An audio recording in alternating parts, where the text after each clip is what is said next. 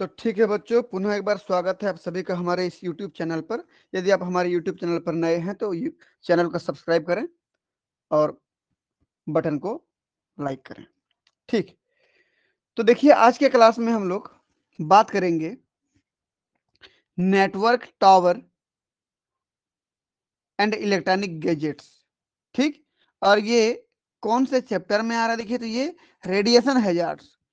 Radiation hazard मतलब जो विकिरण होते हैं, जो किरणें होती हैं, हमारे लिए कितनी हानिकारक हैं, इस टॉपिक में हम बात करेंगे। नेटवर्क टावर, जो मोबाइल के टावर गाड़े जाते हैं, जगह जगह पर जो टावर लगाए जाते हैं वो, और इलेक्ट्रॉनिक गैजेट्स मतलब जो इलेक्ट्रॉनिक चीजें इस्तेमाल होती हैं, जैसे मोबाइल हो गया, ठीक, जैसे आपका डिश टीवी हो गया, ये सब। यहां पर तीन चीजों पे फोकस करके बात करना है। पहला, रिकमेंडेड लेवल, यानी कि जो रेडिएशन वहां से आएंगी मोबाइल टावर से या मोबाइल से, वो नॉर्मल लेवल कितनी है, और किससे ज्यादा होगी तो हमको हानि पहुंचेगा। ठीक, तो एक नॉर्मल लेवल कितना है, गवर्नमेंट ने कितने को ऑथराइज किया है। दूसरा, इफेक्ट, उसका प्रभाव हमारे शरीर पर क्या पड़ता है। और तीसरा, प्रिकॉशन, हमको क्या सावधानी बरतना चाहिए। ठीक है बच्चों, तो कुल मिला के हमारा जो आज का टॉपिक है, रेडिएशन हैजार्ड्स में network tower and electronic gadgets. चलिए बात करते हैं। देखिए ये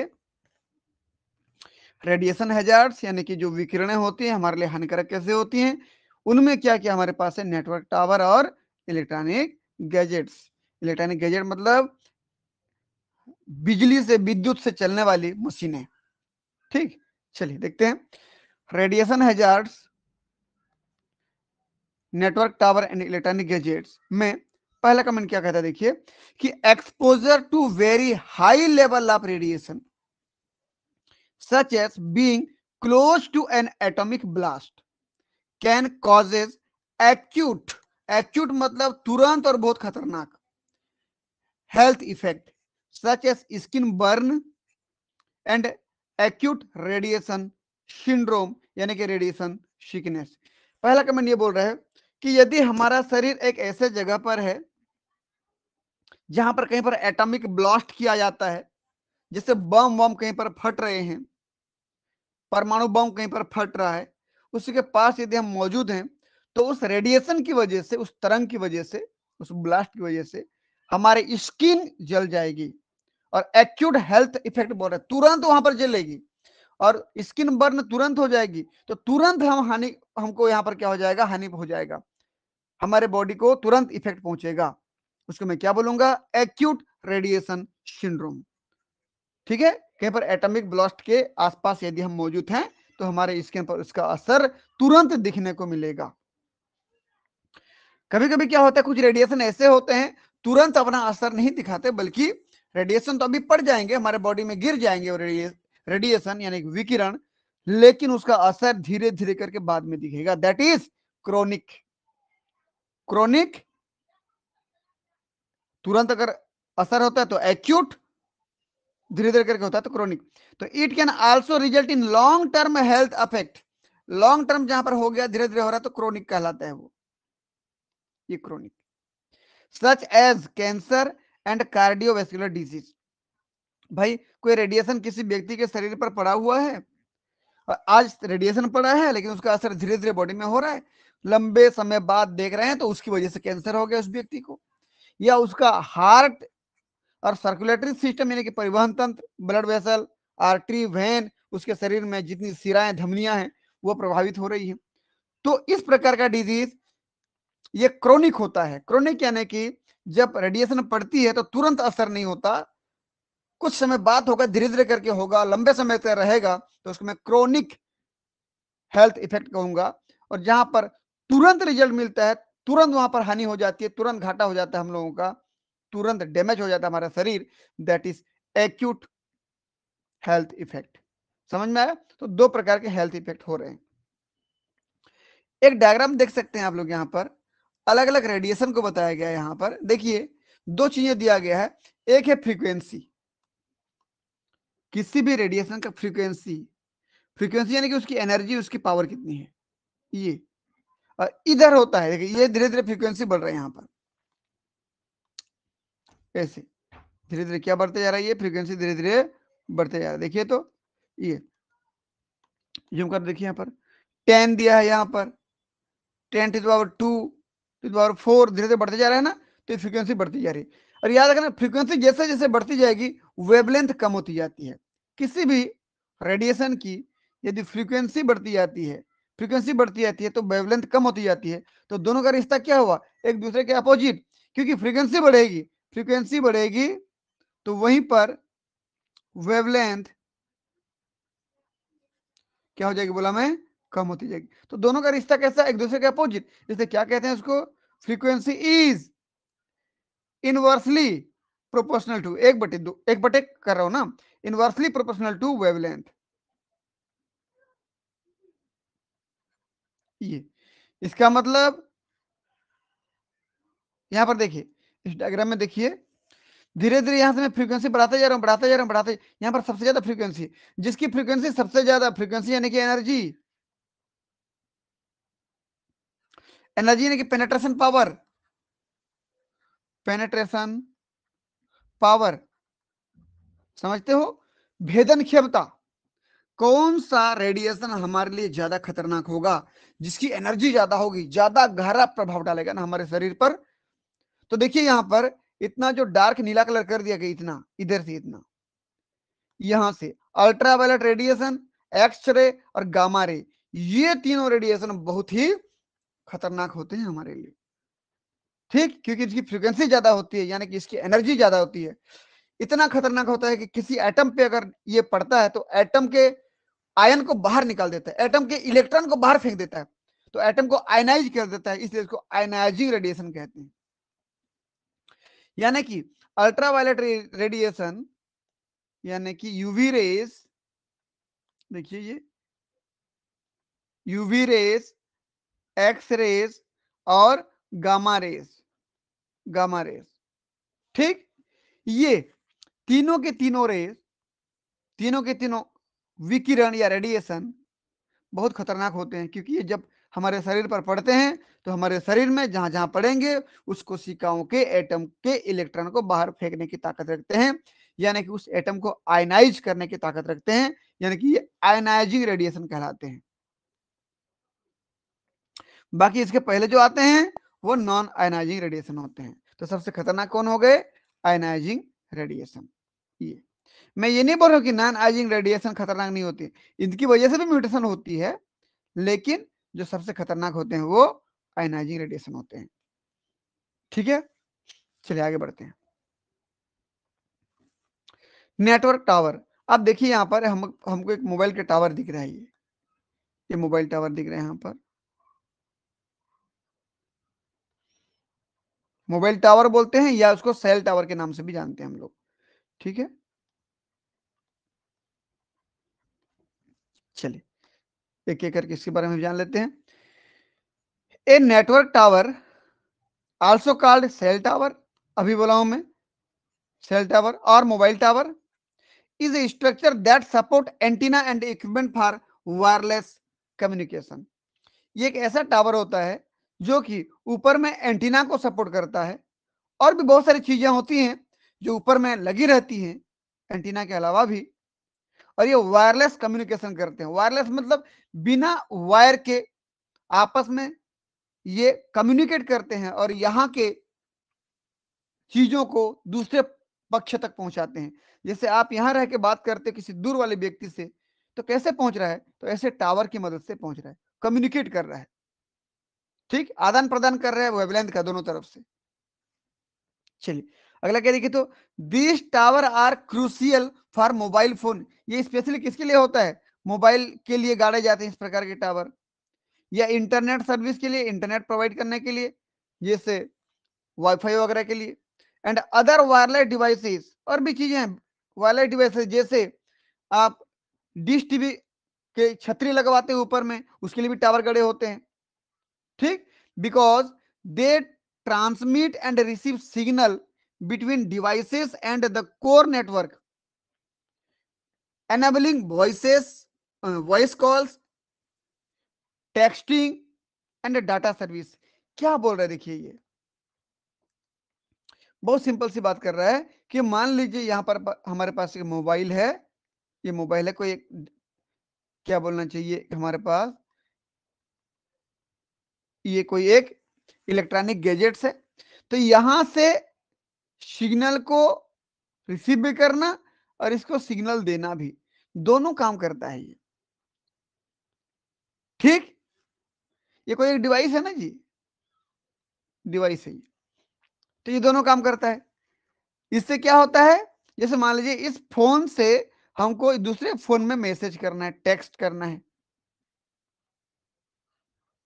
मान लीजिए टेक्स्ट करना है ये, तो हमने यहाँ टाइपिंग कर दिया, टाइपिंग करके इसको भेज दिया, तो पहले इस नेटवर्क के पास जाएगा, टावर के पास जाएगा, फिर यहाँ से चला जाएगा इसके पास, तो इसके इनबॉक्स में दिखेगा, ये व्हाट्सएप मैसेज में दिखेगा, फिर जब ये रिप्लाई करेंगे तो यहाँ से फिर यहाँ पे आएगा और आगे इसके में दिखेगा। तो वही तो काम कर रहा है एक्सचेंज का, सिग्नल को रिसीव भी करता है, सिग्नल को ट्रांसमिट भी करता है। ठीक, कोर सिग्नल मतलब क्या होता है, ये मेन सिग्नल, इसका जो सिग्नल है ना ये। अब जरूरी नहीं है ना कि इसी टावर में दोनों मोबाइल हों, भाई एक व्यक्ति दिल्ली में है, दूसरा मुंबई में है, दोनों एक ही टावर में थोड़ी हो सकते हैं, अलग अलग टावर होगा उनके बीच में, जो लेकिन एक ही टावर में आते होंगे, ये उनके लिए है। ठीक, मैं जिसकी बात कर रहा हूँ अलग अलग टावर, उसकी भी बात करेंगे हम लोग। हाँ, because they transmit and receive signal between devices and and the core network, devices और कोर नेटवर्क, ये डिवाइस है, ये हमारा हो गया डिवाइस, ये डिवाइस, और ये जो टावर का नेटवर्क हो गया कोर नेटवर्क, इन दोनों के बीच में एक्सचेंज का काम करता है। क्या क्या एक्सचेंज करता है, वॉइस कॉल, आप जो फोन पे बात करते हो, या जो मैसेज करते हो वो, या जो वीडियो कॉल करते हो वो, या कोई डाटा आपको सेव करके रखना है, तो भी इन दोनों के बीच में कनेक्शन से हो पाता है, ये कोर नेटवर्क है। ठीक है जी, आगे बढ़ते हैं। देखिए फंक्शन देखते हैं, फंक्शन एंड कंपोनेंट, किसी टावर के फंक्शन क्या होते हैं, उसमें कंपोनेंट क्या क्या पाए जाते हैं। सबसे पहला एंटीना एंड ट्रांसीवर्स, ये एंटीना देख सकते हैं आप लोग, ये एंटीना, ये टावर गड़ा है भाई, इतना बड़ा टावर गड़ा है, ये इतना बड़ा लंबा सा, ऊपर में एंटीना लगा होता है जो सिग्नल को रिसीव करता है, और कहा टावर के ऊपर में गड़ा होता है। These are mounted on the tower to send and receive radio wave, signal के रूप में क्या ले रहे हैं, ये रेडियो वेव को लिया जा रहा है ये। ठीक, रेडियो वेव को रिसीव किया जाता है to and from mobile services, कहां से, ये मोबाइल था मान लीजिए, मोबाइल से रेडियो वेव को इसने रिसीव किया, और बदले में ये वापस देता भी तो है, दोनों तरफ से एक्सचेंज चलता है ना। ठीक, रिसीव भी करता है और सेंड भी करता है, कैसे करता है मैं अगले डायग्राम में जरूर दिखाऊंगा, ये सेंड एंड रिसीव दोनों। अगला इक्विपमेंट शेल्टर, भाई जहां पर टावर गड़ा होता है उसके जस्ट नीचे एक छोटा सा घर बनाते हैं, ताकि वहां पर इलेक्ट्रिसिटी को मेंटेन किया जाए, बाकी चीजों को मेंटेन किया जाए। ठीक, देख लीजिए, लोकेटेड एट द बेस, ये टावर के बेस पर होता है, वहीं पर नीचे रखते हैं। These houses equipment like signal amplifier, signal amplifier, signal को बढ़ाना घटाने वाला मशीन को रखा जाता है यहाँ पर। Base station and power supplies, base station मतलब इस पूरे टावर को कंट्रोल करने के लिए पैनल पाया जाएगा यहाँ पर, साथ ही साथ वहां पर जो बिजली कितना भेजना चाहिए टावर के ऊपर में, कितना नहीं भेजना है, वो पावर सप्लाई करने के लिए भी यहाँ पर मेन कंट्रोल होगा। ठीक, कहाँ पे, टावर के नीचे जो छोटा सा घर बना के रखते हैं वहां पे। अगला उसको इक्विपमेंट शेल्टर का है, शेल्टर यानी कि हाउस, घर जहां पे रहते हैं, इन सभी चीजों को रखा जाता है। क्या क्या रखा जाता है, पहला तो एम्पलीफायर को रखा जाता है, दूसरा बेस स्टेशन, तीसरा पावर सप्लाई। अगला connectivity, towers are connected to the wider network via fibre optic cable and microwave links. भाई देखिए यहां पर, ये हमारे पास जो मोबाइल टावर दिख रहा है ना, ये मोबाइल टावर, ये केवल इतना में सीमित नहीं होता है, ये अलग अलग और भी टावर से जुड़ा होगा, और भी जुड़ा होगा, और भी किससे जुड़ा होगा, किसी न किसी प्रकार के फाइबर से, फाइबर ऑप्टिक केबल से, केबल के द्वारा। पहले जो मोबाइल बीएसएनएल का मिलता था ना, जो फोन आता था पहले, फोन टावर गढ़ते थे, जो घर में लैंडलाइन फोन हुआ करता था, वो उसके लिए लेन बिछाते थे, तार बिछाते थे, बस वैसे तार के द्वारा ये जुड़ा होगा। एंड माइक्रोवेव लिंक, या फिर माइक्रोवेव लिंक, अगर तार नहीं बिछाते तो हमारा मोबाइल जो काम करता है वो माइक्रोवेव लिंक से काम करता है। ठीक, पहले के जमाने के जो लैंडलाइन फोन हुआ करते थे वहां पर जमीन के अंदर से तार गाड़ करके वहां तक पहुंचाया जाता था। ठीक है, तो ये दो प्रकार से ये टावर काम करता है। अगला क्या हमारे पास भाई, देखिए तो अगला हमारे पास है सेलुलर नेटवर्क। भाई सेलुलर नेटवर्क क्या होता है? Core network. ये देखिए तो, towers form the basis of A cellular network which with each tower covering a specific geographical area. ये टावर जितने एरिया को ये अपना रेंज बनाता है, जितने भी एरिया में ये अपना नेटवर्क बताता है, उतने एरिया को मैं बोलूंगा कि ये इस टावर के सेलुलर नेटवर्क में आता है। यानी कि अगर मैं बोलूं इतने के अंदर ये अपने टावर के रेंज को रखता है, तो आप ये समझ लीजिए इतने के अंदर जो मोबाइल आएगा वो इसी के दायरे में आएगा। यहां से हट जाएंगे, मोबाइल लेके बाहर चले गए, तो आप फिर नेटवर्क से बाहर हो जाएंगे। इसलिए देखना, आप एक स्पेसिफिक जगह पे ज्यादा नेटवर्क पकड़ता है, थोड़ा सा अंदर या बाहर हो जाओ तो टावर चला जाता है।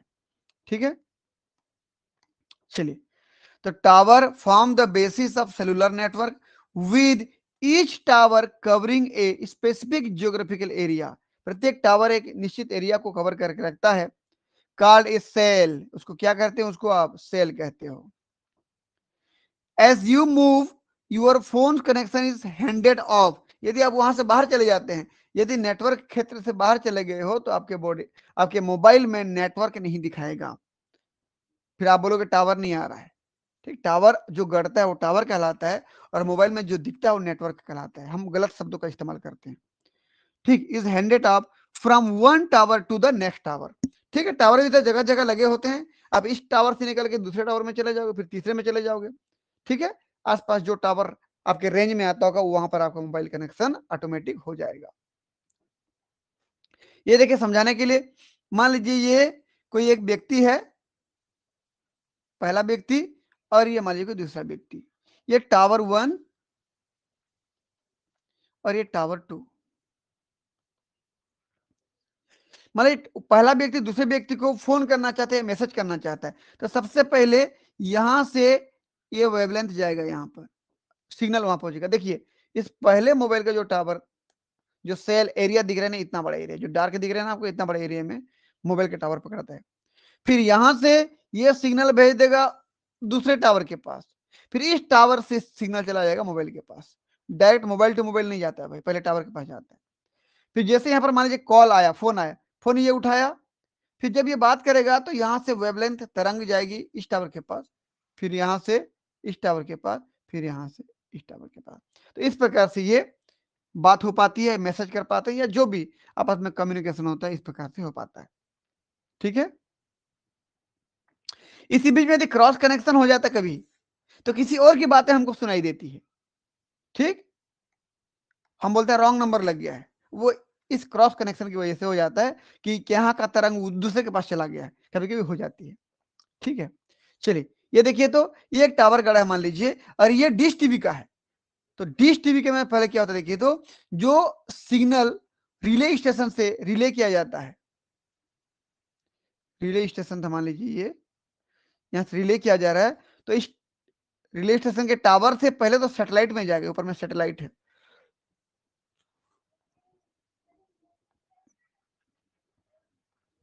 हर डिश टीवी वाला अपना एक सैटेलाइट लगा के रखा हुआ है अंतरिक्ष में, जिसको उपग्रह कहते हो।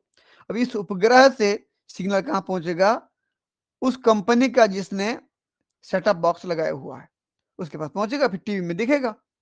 मान लीजिए आप सोनी चैनल लगाते हो, तो सोनी चैनल का जो वेवलेंथ है, पहले उनके टावर से आपका रिले स्टेशन से पहले सेटेलाइट में जाएगा, सेटेलाइट से फिर आपके डिश टीवी में आएगा, फिर वहां से डिश में आए, फिर इसके बाद आपके टीवी में दिखेगा। इस प्रकार से चलता है।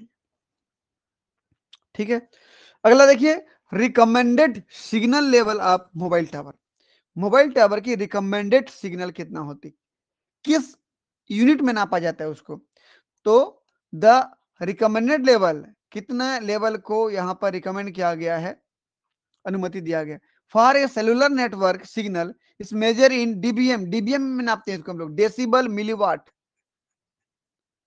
कि कोई मोबाइल का जो सिग्नल निकलता है यहाँ से ऐसे टावर का, ये कितना होना चाहिए बोल पर डीबीएम। और एक चीज बता दूं, ये 0 के करीब रहता है तो बेहतर रहता है, अच्छे से टावर बताता है, सिग्नल बताता है, हमारे मोबाइल में बहुत अच्छे से बेहतर तरीके से बात हो पाती है। ठीक, with value closer to 0 dBm, अगर 0 dBm के आसपास है तो बेहतर नेटवर्क है, इंडिकेटिंग ए स्ट्रॉन्गर सिग्नल। ठीक है जी, आगे कैसे होता है मैं दिखाऊंगा आपको आगे की तरफ। A good signal strength is essential for stable connection and fast data speed.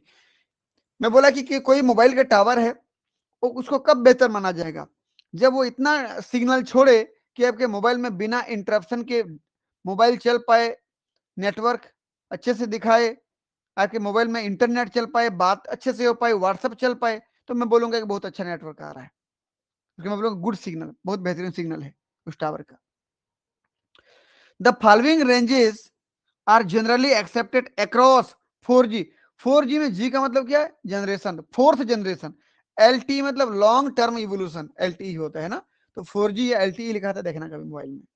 ठीक, फोर्थ जनरेशन और LTE मतलब लॉन्ग टर्म इवोल्यूशन, यहां लिख दे रहा हूं मैं,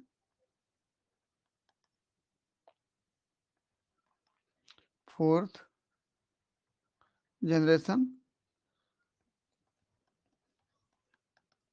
इसका मतलब होता है लॉन्ग टर्म इवोल्यूशन।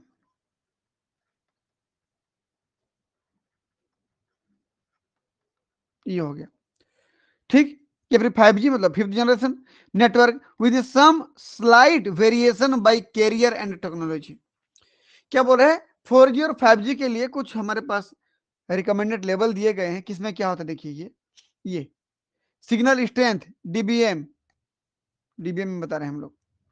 यदि -50 से -70 dBm बता रहा है तो मैं बोलूंगा क्वालिटी कैसी है इसकी, बहुत एक्सीलेंट है, fast data, uninterrupted interrupted call, बहुत बेहतर तरीके से बातें हो पाएगी, मस्त आप यूट्यूब चला पाएंगे, गूगल चला पाएंगे, नेटवर्क क्या बोलना चाहिए, आप क्रोम चला पाएंगे, बहुत बढ़िया से आप नेटवर्क संबंधित कार्य कर पाएंगे।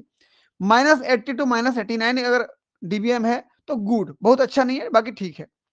Stable connection good for most activities including streaming, किसी प्रकार का कोई यूट्यूब वगैरह देख रहे हो तो ठीक है चलेगा इसमें। -90 to -99 dBm में क्या है, फेयर, बिलो एवरेज, नॉर्मल से थोड़ा अटक अटक के चलेगा, ओकेजनल स्लो डाउन या पॉसिबल मार्जिनल डाटा, मतलब बहुत बेहतर नहीं चलेगा, बीच बीच में रुक रुक के बफरिंग हो करके चलेगा। अगला देखिए, -100 to -109 dBm, पुअर कनेक्शन बोलते हो ना, बहुत ही बेकार कनेक्शन है बोलते हो, अच्छे नेटवर्क नहीं आ रहा बोलते हो, ड्रॉप्ड कॉल, फोन में बात करते करते कट जाता है, या कोई अगर फोटो या इमेज को डाउनलोड करना चाहते हैं बहुत स्लो डाटा चल रहा होगा, इनकंसिस्टेंट सर्विस, अच्छे से सर्विस नहीं मिलेगा। ठीक, अगला -110 to -120 dBm यदि है तो वेरी पुअर यानी कि नन, ये नहीं के बराबर, एक जो सिग्नल बताता है वो भी कभी कभी चला जाता है, एक नेटवर्क बताता है कभी कभी चला जाता है, वही है अनयूजेबल कनेक्शन, आप इसको यूज नहीं कर सकते। स्पॉटी टू नो सर्विस, ठीक, इसको ऐसे स्पॉट किया गया है कि इसमें कोई सर्विस आपको नहीं मिलती है। For the 900 megahertz MHz frequency band, the permissible power density limit is India, in India is 0.45 watt per square meter। कहने का मतलब ये हो गया कि यदि नेटवर्क टावर, यदि किसी मोबाइल के टावर का नेटवर्क यदि हमको देखना है और 900 MHz फ्रीक्वेंसी का बैंड वहां से छोड़ा जा रहा है तो उसको इतनी पावर की सप्लाई की जरूरत पड़ेगी, कितनी पावर डेंसिटी देनी पड़ेगी उनको, 0.45 वाट पर स्क्वायर मीटर। यदि 1800 MHz बैंड देना पड़ रहा है तो 0.9 वाट पर स्क्वायर मीटर, और 2100 MHz यानी कि 3G बैंड के लिए कितना पावर देना पड़ेगा, 1 वाट पर स्क्वायर मीटर। ये एक रेंज है, आप याद कर लेना इसको आप, ठीक। Effect of mobile signal, mobile से जो सिग्नल निकलती रहती है, तरंग दैर्घ्य, जो तरंगे निकलती रहती है, उन तरंगों से हमारे शरीर को किस प्रकार का इफेक्ट पहुंचता है। इफेक्ट, तो mobile phone signal can have various effect including increase stress. सबसे पहला तो हमको बहुत सारा तनाव होता है मोबाइल के चलते, आप महसूस भी क्यों होंगे। हम रात को जागते नहीं है, मतलब रात को अच्छे से सोते नहीं है, तो हमको मोबाइल के चक्कर में जागना पड़ता है, तो अगले दिन बहुत डिस्टर्ब रहते हैं, तो स्लीप डिस्टर्बेंस, ठीक, हमारे सोने में दिक्कत हो जाती है। आई स्ट्रेन, आंखों पे दवा होता है, पड़ता है, आंखों में दर्द होती है। एंड पेन फ्रॉम पोस्चर, और हमारे एक ही एक टक किसी मोबाइल को पिक्चर देख लिया अपने 2-3 घंटा बैठे बैठे, तो आपके जोड़ों में भी, आपके बॉडी के पोस्चर के हिसाब से शरीर के अलग अलग अंगों में भी दर्द देना शुरू हो जाता है। सिर में दर्द देता है, गले में, गर्दन में, कमर में, हाथों में, किस पोस्चर में रह करके आप मूवी देख रहे हो या मोबाइल देख रहे हो लंबे समय तक, ये तो आपके ऊपर डिपेंड करता है। ये भी देखा गया है कि जो मोबाइल होता है उसकी वजह से, अभी इंटरनेशनल लेवल पे डिबेटेड भी चल रहा है, उसमें वाद विवाद चलते रहते हैं, रिसर्च चल रहा है, और ये दावा किया जा रहा है उसकी वजह से कैंसर भी हो सकता है। ठीक है, मोबाइल के जो वेवलेंथ निकलता है ना, रेडिएशन, उसकी वजह से हमारे बॉडी में कैंसर भी चांसेस हैं। While research on cancer risk from radiation is ongoing and debated, कि मोबाइल के तरंगों की वजह से क्या हमको कैंसर होता है, इसके ऊपर रिसर्च चल रहा है, डिबेट चल रहा है। The international agency for research on cancer, IARC, ठीक, इंटरनेशनल में आई, ए मतलब एजेंसी, फॉर रिसर्च का आर, ऑन कैंसर का C, IARC has classified radio frequency electromagnetic field as possibly carcinogenic to human. क्या बोल रहे हैं, रेडियो फ्रीक्वेंसी इलेक्ट्रोमैग्नेटिक फील्ड, कि जहां पर मोबाइल की तरंगे हैं, मोबाइल जहां पर रखा हुआ है वहां से लगातार तरंगे निकल रही हैं, उन तरंगों की वजह से ह्यूमन बींग में कैंसर हो सकता है, कार्सिनोजेनिक है बोल रहा है, यानी कि कैंसर पैदा कर सकता है उसका रेडिएशन, बहुत खतरनाक है भाई, याद रखना mobile. Other potential issues include effect on cognitive function, social skill and increase risk of accident. Accident का रिस्क भी बढ़ता है मोबाइल की वजह से। भाई कोई गाड़ी में जा रहा है और मोबाइल पे ही ध्यान दे रहा है, किसी वीडियो को देख रहा है, किसी क्लिप को देख रहा है, सामने ध्यान नहीं दे पाया, कोई आके टकरा गया, ठीक। अगला कॉग्निटिव फंक्शन इफेक्ट, यानी कि प्रभावित करता है हमारे कॉग्निटिव फंक्शन को, हमारे ज्ञान संबंधी प्रोसेस को।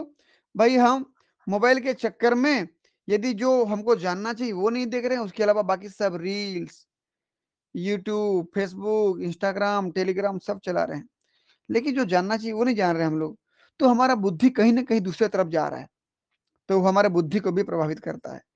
सोशल स्किल, सामाजिक जो चेतना है उसको भी इफेक्ट करता है। लोग आजकल आप देखिए क्या कितने अभद्र टाइप की टिप्पणियां किए रहते हैं फेसबुक में, यूट्यूब में, ठीक है ना। तो सामाजिक चेतना के हिसाब से देखा जाए तो वहां पर बहुत बेकार बेकार कमेंट भी रहते हैं जो पढ़ने लायक भी नहीं रहता है।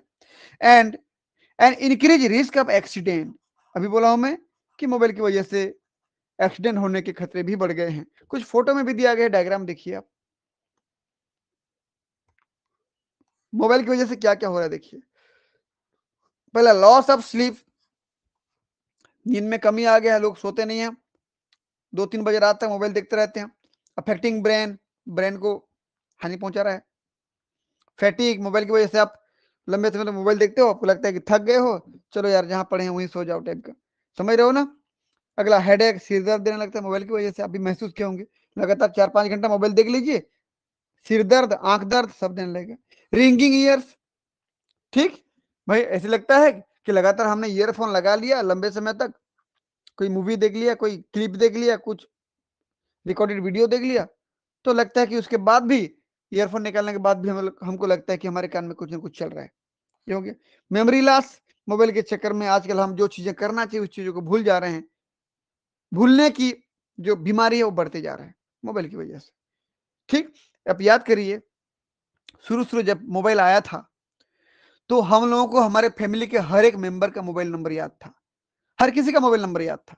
और अब स्थिति ऐसी आ गई है कि अपना खुद का मोबाइल नंबर हमको याद नहीं रहता है, हम लिख के रखते हैं किसी जगह पे, माई जियो नंबर, माई एयरटेल नंबर करके। समझ में आया ना? तो पहले कितना याददाश्त पावर थी हम लोगों की, अब हम बिल्कुल याद नहीं करना चाहते। तो धीरे धीरे हमारा मेमोरी भी क्या हो रहा है, लॉस होते जा रहा है। तो इसके इफेक्ट हो गए भाई। आगे देखिए, रेगुलेशन एंड स्टैंडर्ड। ठीक, स्टैंडर्ड लेवल क्या है और उसके नियंत्रण कैसे होता है? देखिए, स्पेसिफिक एब्जॉर्बेशन रेट, ये क्या होता है भाई? SAR. This is the unit of measurement for the rate at which the body absorbs energy from a radio frequency emitting device measured in watt per kilogram. ठीक, क्या बोला? देखिए, मान लीजिए हमारे पास एक मोबाइल है, ओके, थोड़ा सा, ये मोबाइल है, ये, ठीक। तो सार क्या होता है बोलने पर कि इस मोबाइल से निकलने वाली जितनी भी तरंगें हैं, जितनी भी तरंगें निकल रही हैं, ये हमारे बॉडी उसको कितना एब्जॉर्व कर रहा है, उसकी रेडियो फ्रीक्वेंसी को। ये रेडियो फ्रीक्वेंसी किसी डिवाइस से जो रेडियो फ्रीक्वेंसी निकल रहा है, हमारा बॉडी कितना एब्जॉर्व कर रहा है, उसको किस में नापते हैं? वाट में नापते हैं, वाट पर किलोग्राम। कि हमारे 1 किलोग्राम का मांसपेशी यहाँ का कितने रेडिएशन को एब्जॉर्व कर पा रहा है, उसको क्या बोलते हैं हम लोग? सार, स्पेसिफिक एब्जॉर्प्शन रेट। हमारे शरीर का 1 किलोग्राम हिस्सा, यानी कि मांस समझ लीजिए, बॉडी का पार्ट, कितने रेडिएशन को एब्जॉर्व करता है, दैट इज सार, स्पेसिफिक एब्जॉर्प्शन रेट, जिसको हम वाट पर किलोग्राम या डब्ल्यू पर केजी से शो करते हैं, इसका यूनिट है। रेगुलेटरी लिमिट की अगर बात करूं मैं, कितना लिमिट है? To protect against adverse health affect, कि हमारे हेल्थ को प्रभावित ना करे, हमारे हेल्थ को इफेक्ट ना पहुंचाए। तो ऐसा कितना रेडिएशन हमारे बॉडी में आएगा तो हमारा हेल्थ खराब नहीं होगा, कितना लिमिट रखा गया है, सार लेवल कितना रखा गया है। तो SAR level are regulated by health authorities, उसके लिए अलग अलग प्रकार की समितियां, संस्थाएं बनाई गई हैं जो इस रेट को तय करती हैं, इस दर को, रेडिएशन की दर को तय करती है कि कितना होना चाहिए। जैसे EU, यूरोपियन यूनियन, यानी कि इंटरनेशनल लिमिट है ये पूरे पूरे दुनिया में, कितना? मैक्सिमम सार इज 2.0 वाट पर किलोग्राम। ठीक, 1 किलोग्राम में 2.0 वाट रेडिएशन एब्जॉर्ब होगा। तो ये मैक्सिमम लिमिट है, उससे ज्यादा नहीं होना चाहिए, उससे ज्यादा हुआ तो फिर शरीर को हानि पहुंचेगा। इसलिए पूरी दुनिया में यही माना गया है, केवल 2 देशों को छोड़ के, पहला USA, दूसरा कनाडा, यहां पर मैक्सिमम सार लेवल 1.6 वाट पर किलोग्राम रखा गया है। ठीक, अमेरिका में और कनाडा में कम है, बाकी पूरी दुनिया में 2.0 वाट पर किलोग्राम है हमारे बॉडी की 1 किलोग्राम की एब्जॉर्प्शन रेट रेडिएशन की। ठीक, ये याद कर लेना आप लोग। अगला देखते हैं प्रिकॉशन। प्रिकॉशन इन सावधानियां। भाई जब मोबाइल चलाते हैं हम लोग तो हमको सावधानी क्या रखना चाहिए कि the mobile should always be kept as far away from the body as possible. जितनी हो सके हमको हमारे मोबाइल, हमारे बॉडी से मोबाइल को दूर ही रखना चाहिए। और हम लोग क्या करते हैं, मोबाइल को तो जेब में लेके घूमते हैं, या तो शर्ट के पॉकेट में लेके घूमते हैं, तो पैंट के पॉकेट में, जबकि बोला क्या जा रहा है, मोबाइल को जितना हो सके दूर रखो। अगला, the mobile phone should not kept near the head while sleeping. जब आप सोते हो तो तकिया के नीचे मोबाइल रख देते हो आप, बिल्कुल नहीं करना चाहिए उसको, ब्रेन पे असर पड़ेगा उसका। The mobile should not be used while charging. जब मोबाइल चार्जिंग पे लगा हुआ है, मोबाइल बिल्कुल नहीं चलाना चाहिए। ठीक है भाई, उसकी फंक्शन बढ़ जाएंगी, काम करने की उसका क्या बोलना चाहिए, प्रोसेस बढ़ जाएगा। उधर एक चार्जिंग का प्रोसेस चल रहा है, इधर काम भी कर रहे हो, तो हो सकता है ब्लास्ट भी हो जाए, कुछ मिसमैच हो गया तो। The mobile should not be kept on charging for a long time. ऐसे बिल्कुल नहीं करना चाहिए कि सोते समय मोबाइल को चार्जिंग में लगा दे और सुबह, अगले सुबह 10 बजे उठ रहे हो आप, 11 बजे उठ रहे हो तब तक चार्जिंग में लगा हुआ है, हो सकता है ब्लास्ट हो जाए, नहीं करना चाहिए इसे। The display light of the mobile should neither be kept too high nor too low. Mobile का डिस्प्ले बहुत ज्यादा और बहुत कम नहीं करना चाहिए, सिचुएशन के हिसाब से एडजस्ट करना चाहिए। इतना रखें कि आपके आंखों को ज्यादा इफेक्ट न पहुंचाए। ठीक, मोबाइल को कभी भी आप अपने शर्ट के जेब में न रखें। क्या होता है बता रहा हूं, देखिए अगर यहां पर रखते हैं मोबाइल को आप, ये तो आपका हार्ट यहीं पर रहता है, इसकी रेडिएशन सीधा हार्ट को इफेक्ट पहुंचाती है। और यदि आप पैंट के जेब में रखते हैं, यहां पर मान लीजिए मोबाइल को यहां पर रखते हैं, तो क्या होता है देखिए, अगर आप मेल हो तो आपका यहाँ पर टेस्टिस होगा, और फीमेल हो तो ओवरी होगा, यानी कि गोनड। तो अगर आप पैंट के जेब में रखते हो तो आपके गोनड को इफेक्ट पहुंचाता है, जिसकी वजह से स्टेरिलिटी बढ़ते जा रहा है, बच्चे पैदा होने में तकलीफ हो रहा है, क्योंकि गेमिट नहीं बन पा रहा है, गेमिट को इफेक्ट पहुंचा रहा है मोबाइल का रेडिएशन, नापुंसकता बढ़ती जा रही है। इसलिए मोबाइल को ना तो छाती वाले पास के जेब में रखें, उससे हार्ट इफेक्ट होता है, और ना ही हमारे पेंट के जेब में रखें, उससे गोनाड इफेक्ट होता है, तो बच्चे पैदा होने में तकलीफ हो जाती है। ठीक, तो इस प्रकार से मैंने अपने हिसाब से प्रिकॉशन यहाँ पर 5 सावधानी डाल दिया है। और यदि ये सावधानियां यदि आपको आता है तो आप YouTube के कमेंट बॉक्स पे जरूर लिखें, ताकि नए बच्चों को और आसान हो जाए, वो आपके कमेंट को अपने नोट्स में वो ऐड कर पाए। ठीक है बच्चों, मिलते हैं फिर नेक्स्ट क्लास में, तब तक के लिए बहुत बहुत धन्यवाद। थैंक यू, आपका दिन शुभ हो।